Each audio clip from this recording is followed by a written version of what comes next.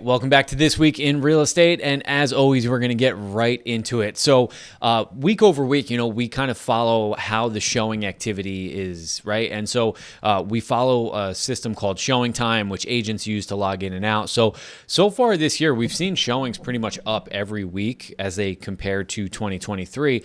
This is the first week so far we've seen showings actually down, and showings are down about 8%. And we'll get into why I think that is in just a minute. So over the last 7 days through the New Jersey Multiple Listing Service, we saw 154 properties sell, which is up a little bit from last week, which was 123 homes sold. New listings, this is really where I think we're seeing the difference in the showing activity this week. Down 100 properties. So last week we saw 315 new homes hit the market last week. So far this week we've seen 215 homes, new listings hit the market. And why that is, we're talking about Easter weekend, and I have some other information about that in a minute, but that could very much result in why we saw why we saw showings come down.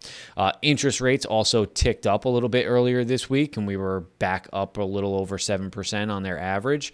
We're back down to about 6.9, so that's kind of what we're going to continue to see. It feels like Fed just met, and they said, don't expect any rate decreases, and they don't meet again until I think it's like June or July. So hang in there, because that's looking like what we're going to see for interest rates. No major change in interest rates coming soon as far as we can tell.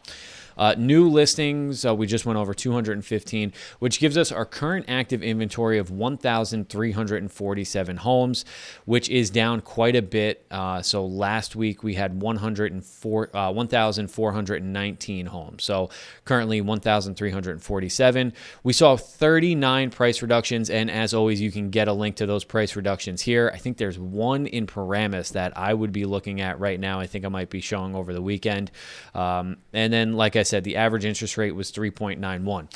So now what I really think is interesting is if you're a seller right now on the market, I think you're in a pretty good place, because we are down on new inventory. So you're kind of the only ones really on the market. In an already lower inventory market, you're even lower than what, we'll probably see. Now, I was speaking with some clients, and, I said, listen, typically what we see is during a holiday weekend like this, one of two things is true. So if you're out there this weekend and maybe there's a home that's hanging around, you might be able to get an offer in on something with less competition. People are traveling, people's attention is taken other places.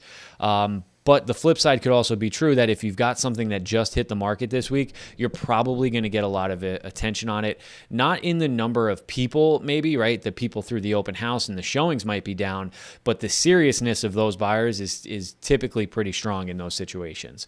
And then the flip side, that, anybody who was ready to list their home, say this week, or, was around this time, they're likely waiting, by the advice of their agent, until next week.